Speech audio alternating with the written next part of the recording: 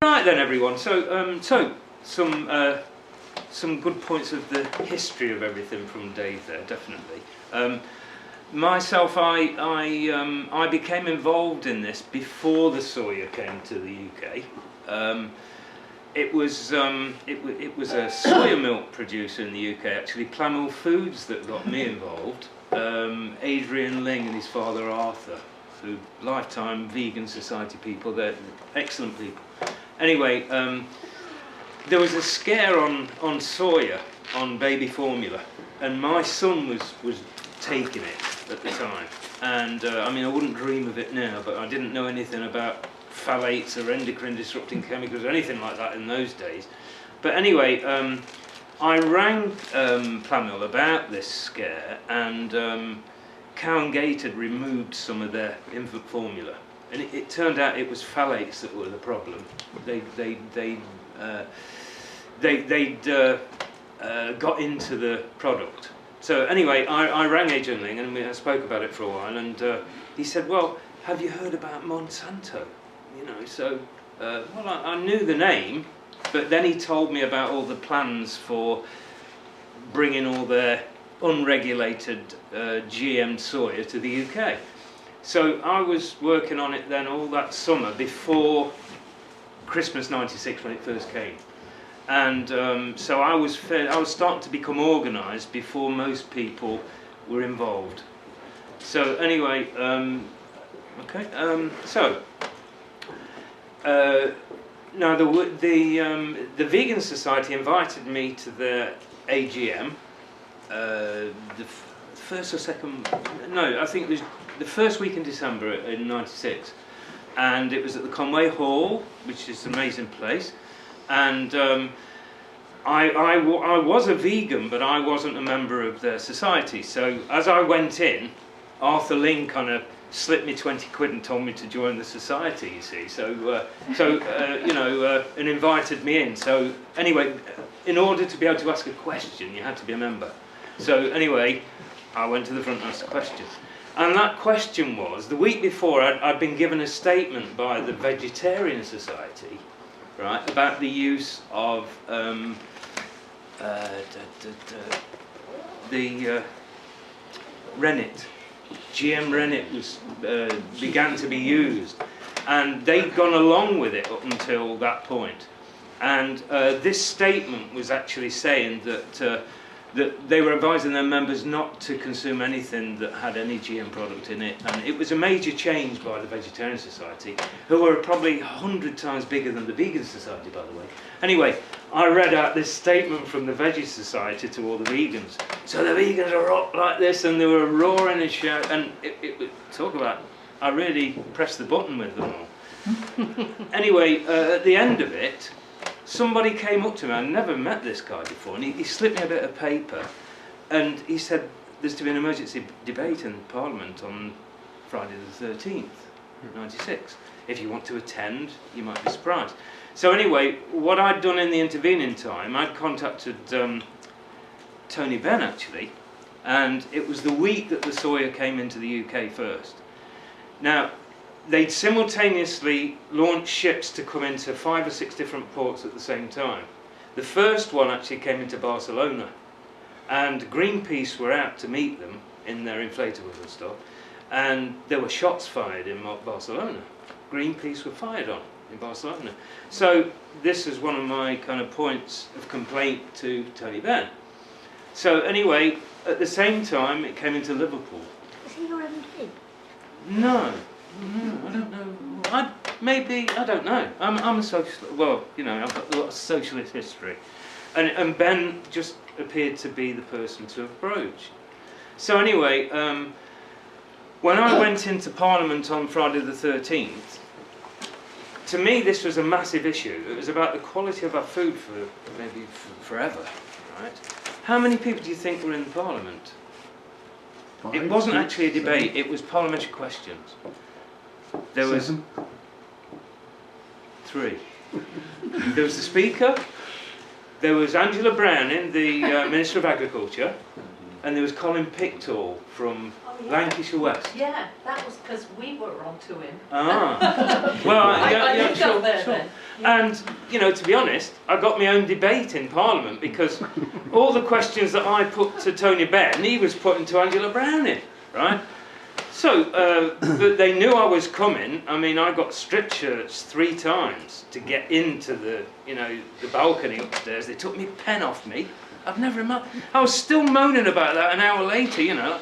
To take a person's pencil off them, you couldn't even... I didn't know anything about...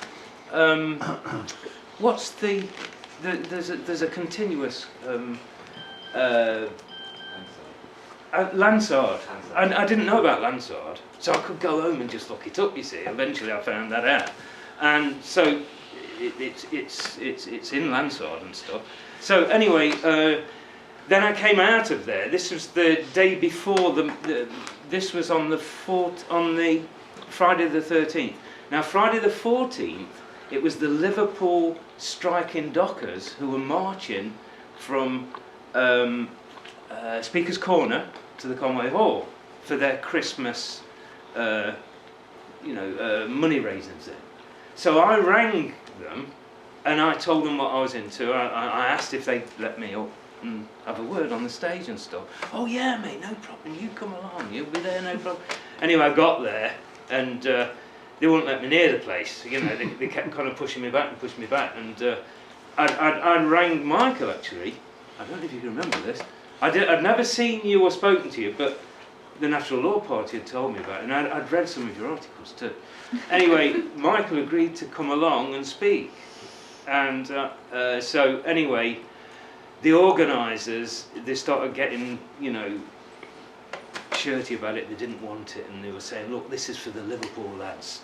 It's not for other issues, you know. So anyway, I attended. I sat next to Jeremy Corbyn in the crowd, actually.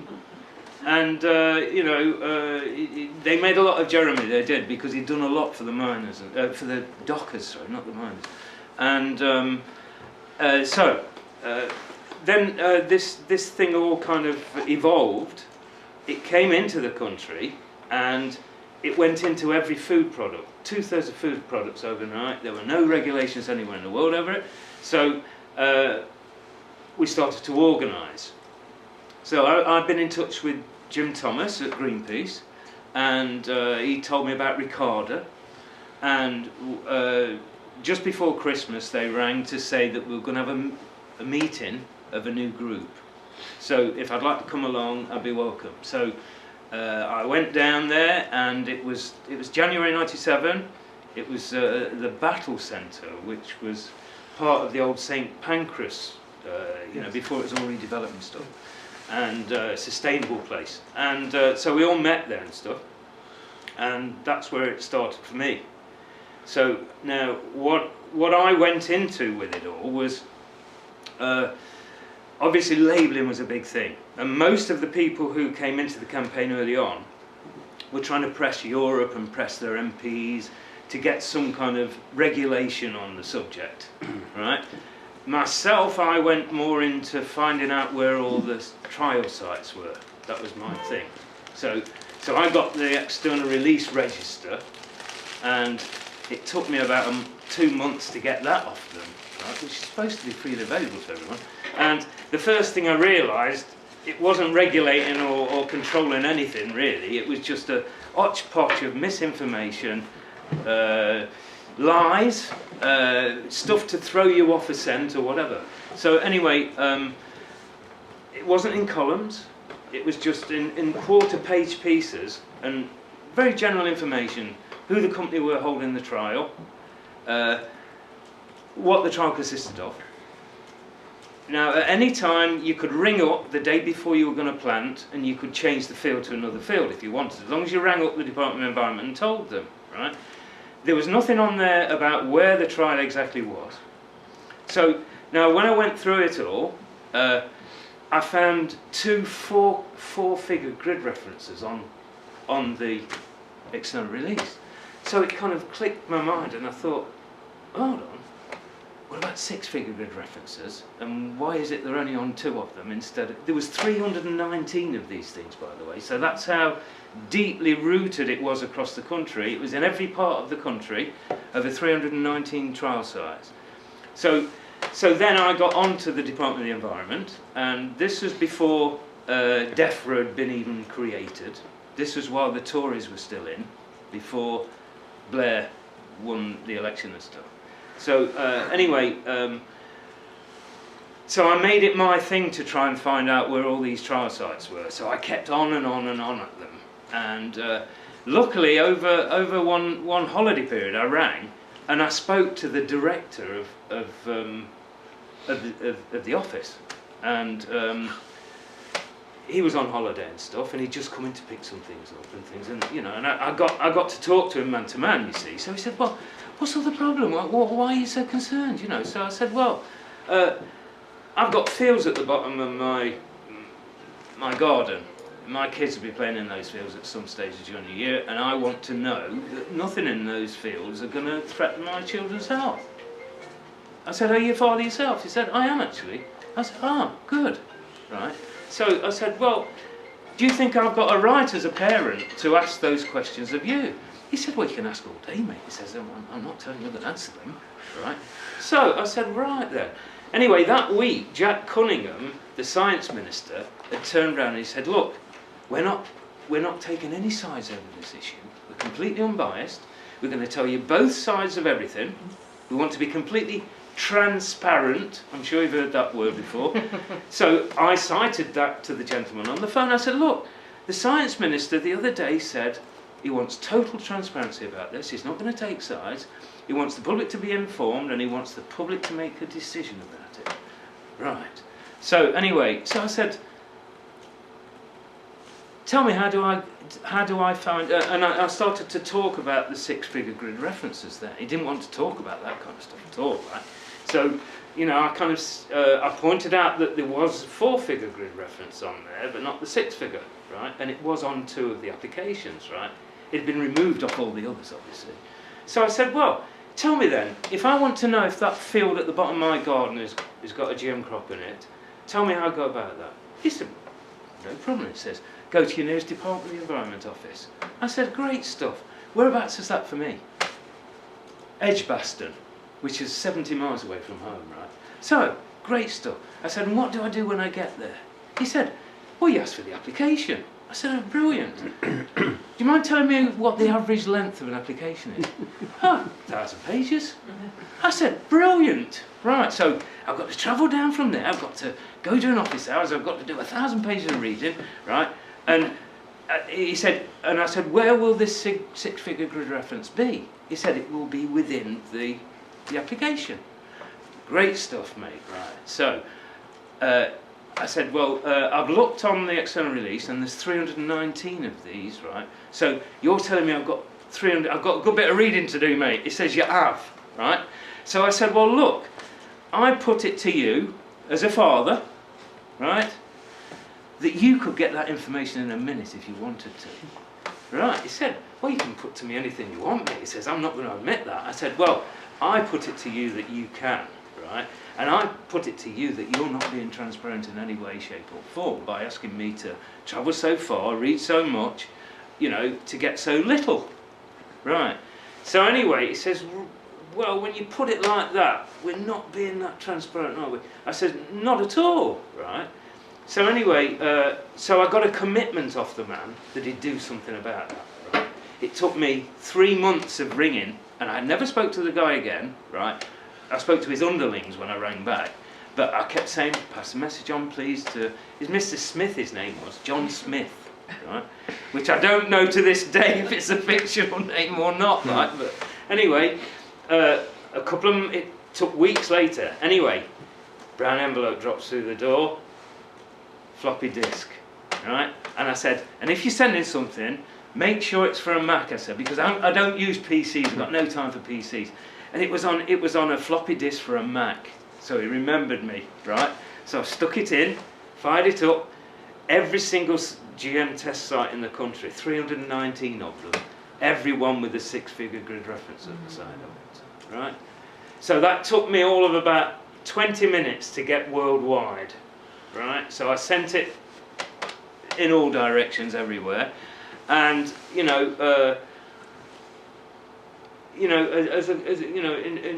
all these people in white suits started showing up at these predetermined places and started doing things. Now, geographically, I'm from Derbyshire, and I never thought that being in Derbyshire could be such an important place to be at that time, and it certainly was. Within 2 miles of where I lived, there were 100 apple trees that had been growing for 3 years, GM apple trees.